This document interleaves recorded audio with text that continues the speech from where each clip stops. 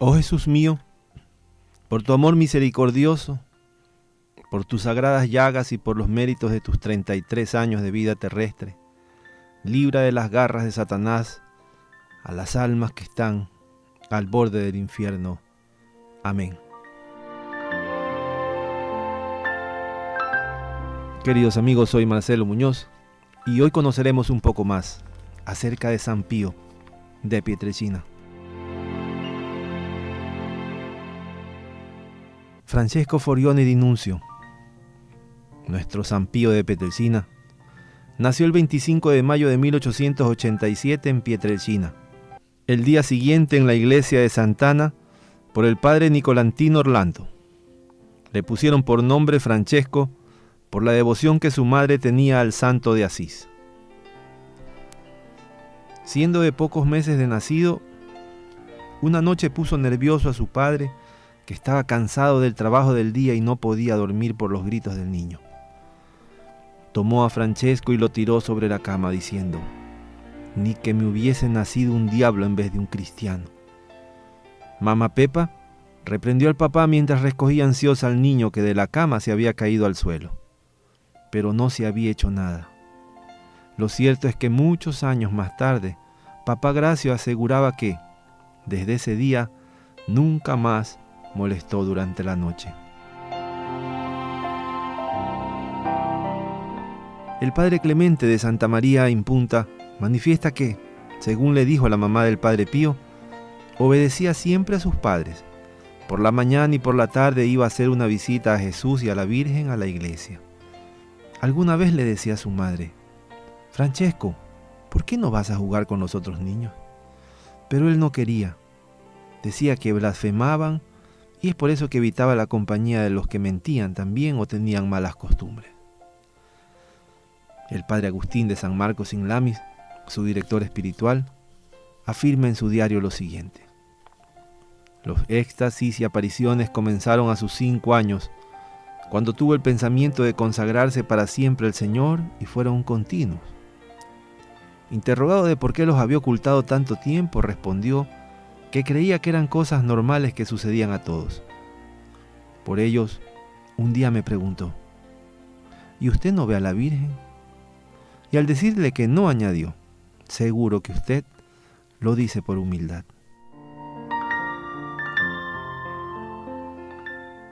Su otro director, el padre Benedito de San Marcos in Lamis, afirma lo siguiente: «A los 5 años el padre Pío sintió la necesidad de entregarse totalmente al Señor.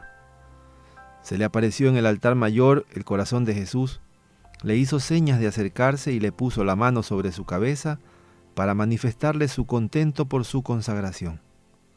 Y el pequeño Francesco sintió el firme propósito de entregarse a él y amarlo totalmente». Las vejaciones diabólicas comenzaron también a sus 5 años bajo formas obscenas, humanas y sobre todo bestiales. Decía el padre Pío: «Mi madre apagaba la luz por la noche y se ponían a mi lado muchos monstruos y yo lloraba. Encendía la luz y yo callaba, porque los monstruos desaparecían. De nuevo la apagaba y de nuevo me ponía a llorar por los monstruos». Don Nicolás Caruza añade: «Más de una vez Francesco me decía, cuando venía a la escuela, que, al volver a casa, encontraba en el umbral un hombre vestido de sotana que no le quería dejar pasar. Francesco se detenía, venía un niño descalzo, hacía la señal de la cruz y el de la sotana desaparecía, y entonces Francesco entraba en la casa».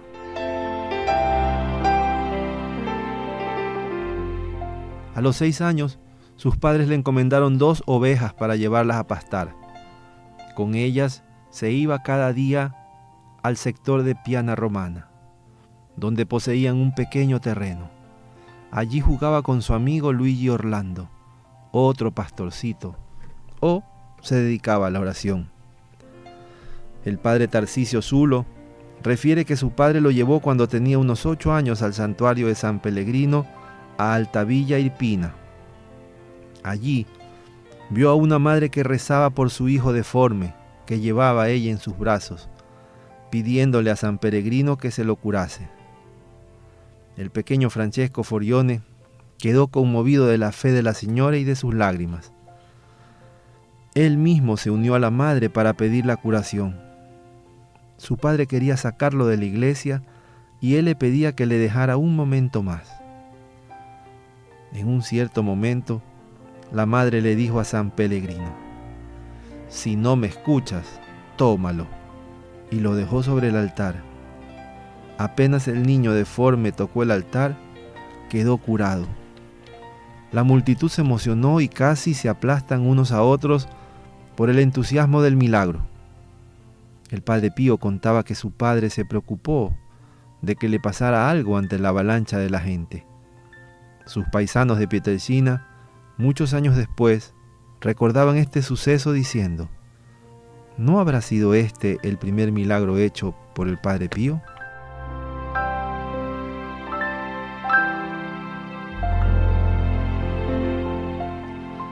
El padre Pío amaba la soledad y entre los 9 y 11 años se hacía encerrar en la iglesia por el sacristán, fijando con él la hora en que debía irle a abrir, pero sin decirle nada a nadie.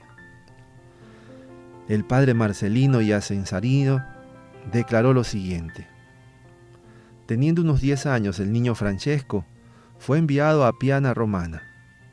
El tío Pellegrino le dio un dinero para que le comprara un cigarro y una caja de fósforos. Al regresar de la tienda, Francesco quiso saber a qué sabía el cigarro. Encendió el cigarro y aspiró una bocanada.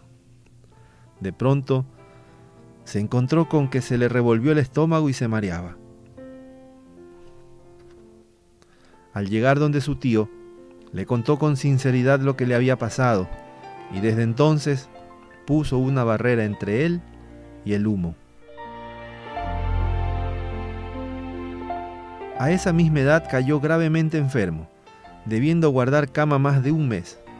Su madre, preocupada, rezaba a la patrona de Pietrelcina, la Virgen de la Libera. Como estaban en tiempo de la siega, su madre preparó un plato de pimientos para los trabajadores. El padre Pío recordaba siempre esta anécdota y nos decía: «Sentí el olor de los pimientos y se me abrió el apetito. Mi madre se fue con la mitad de los pimientos y dejó la otra mitad en casa.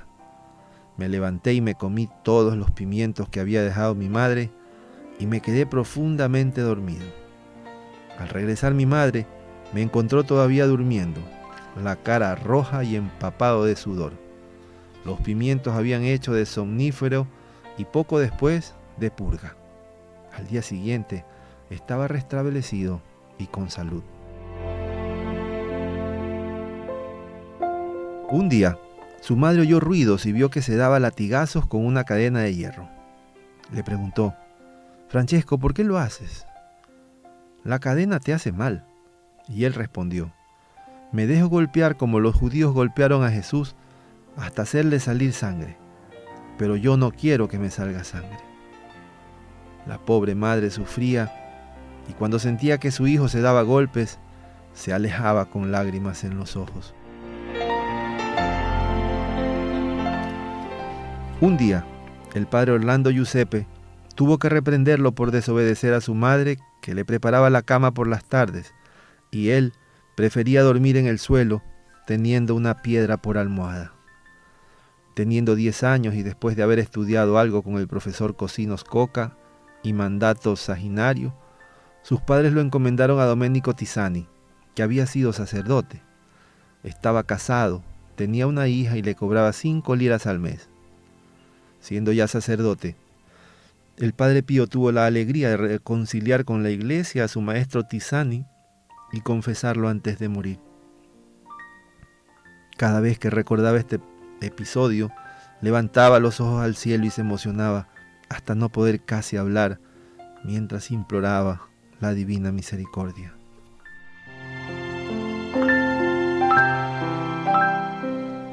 En la escuela al padre Pío todos lo reconocían como un alumno serio y piadoso. Un día, sus compañeros de clase quisieron hacerle una mala jugada. Le pidieron a una compañera que le escribiera una carta de amor. Sus compañeros se la pusieron a él en el bolsillo y le manifestaron al maestro que estaba enamorando a su compañera y que en el bolsillo tenía una carta de amor. El maestro lo registró y la encontró, pegándole una buena tunda. Al día siguiente, la misma compañera arrepentida aclaró las cosas.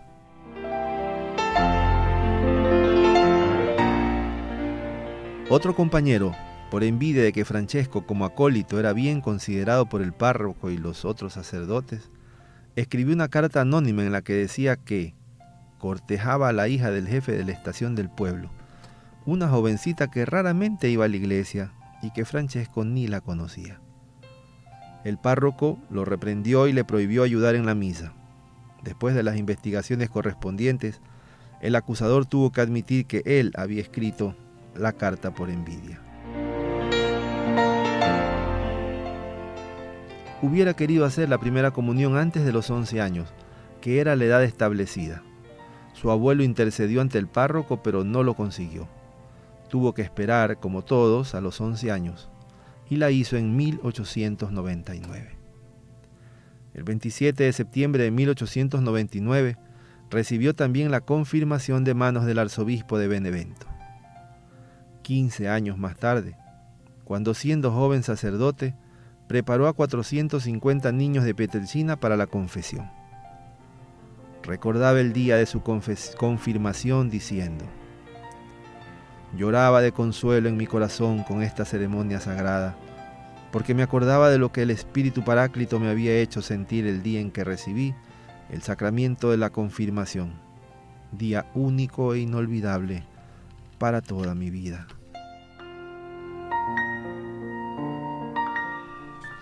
Qué suaves emociones me hizo sentir ese día el Espíritu Consolador. Con el recuerdo de ese día me siento enteramente devorado por una llama muy viva que quema, consume y no causa dolor.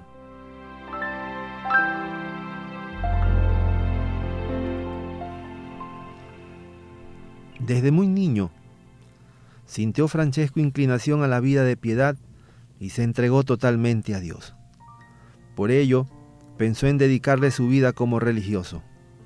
Pero, ¿por qué escogió ser capuchino y no de otra orden religiosa? Durante su infancia, llegaba de vez en cuando a Pietrelcina el hermano capuchino Camilo de Sanelia Pianasi, con su larga barba, con la sonrisa a flor de labios y amigable con todos. Siempre tenía imagencitas, medallas, castañas, nueces para los niños. Francesco lo observaba, lo escuchaba y lo seguía. En su mente estaba constantemente presente su figura y por eso, cuando a los 16 años quiso dejar el mundo, pensó hacerse capuchino como Fray Camilo.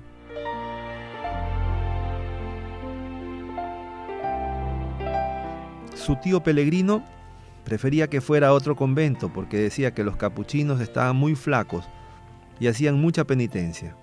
Pero Francesco no quería saber nada de otras órdenes.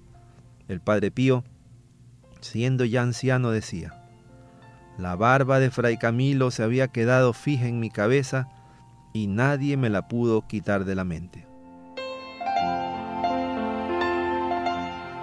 Además, Dios lo había escogido para una misión especial en el mundo y se lo manifestó por medio de una visión que él cuenta en tercera persona.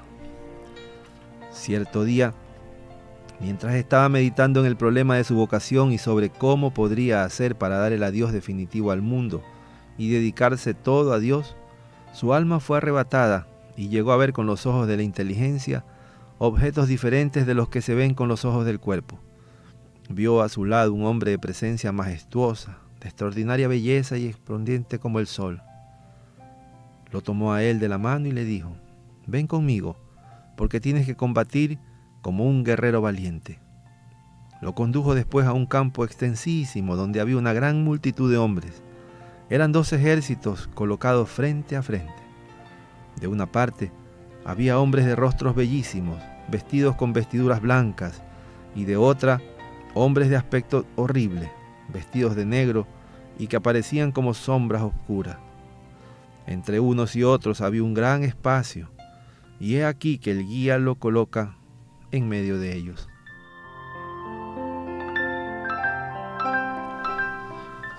Entonces ve cómo se aproxima un hombre de extraordinaria estatura, tan alto que parece tocar con su frente las mismas nubes, de rostro feísimo. El personaje luminoso le advierte que debe combatir con ese terrible monstruo, pero él sintió un pavor indecible. Entonces oyó que le dijo: es inútil toda resistencia, tienes que luchar con él. Avanza valerosamente, yo estaré junto a ti, yo te ayudaré, no permitiré que te derrote. Como premio de la victoria te regalaré una espléndida corona.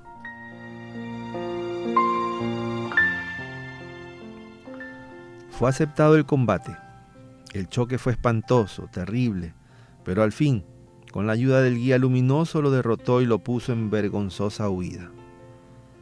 El monstruo rabioso se refugió detrás de la multitud de hombres de horrible aspecto.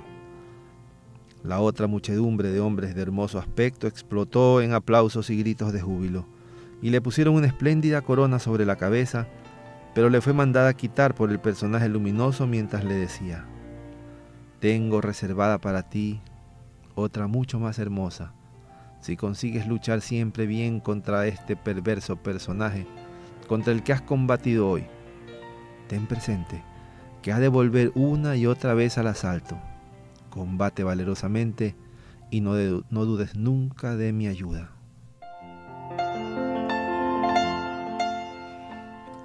El significado de esta visión lo entendió 5 días después, antes de su partida para el noviciado. Era el 1 de enero de 1903. Su alma se vio envuelta en una luz interior muy intensa. Penetrado de esa luz purísima, comprendió de forma clarísima que la entrada al convento para dedicarse al servicio del celestial Rey implicaba exponerse a la lucha contra aquel hombre, monstruo del infierno, con el que había trabado una dura batalla en la visión anterior.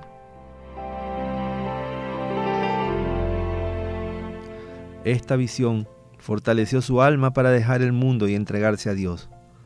La última noche de su estancia en el pueblo, antes de partir al convento, tuvo otra visión. Vio a Jesús y María que, con toda su majestad, lo animaron y le aseguraron su protección. Jesús posó su mano sobre su cabeza y esto lo hizo fuerte para no derramar ni una lágrima al despedirse, a pesar de su profunda tristeza. El día en que Francesco debía irse al convento, se quedó en la iglesia a rezar.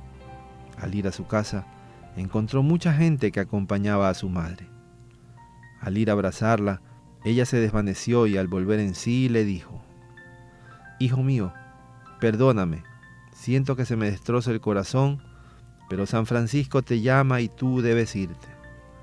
Sacó del bolsillo un rosario y se lo dio diciéndole: tómalo, te hará compañía en mi lugar.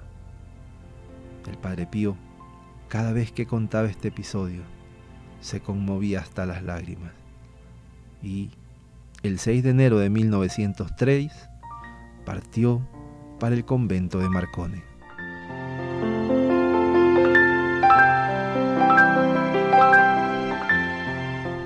Les pertenezco a todos ustedes. Cada uno puede decir: el Padre Pío es mío. De hecho, les aseguro que cuando el Señor me llame le diré: Señor, me quedaré en las puertas del cielo hasta ver que todos mis hijos e hijas hayan entrado. Queridos amigos, soy Marcelo Muñoz y estamos llegando al final de este audio en el que juntos hemos conocido un poco más acerca de San Pío de Pietrelcina.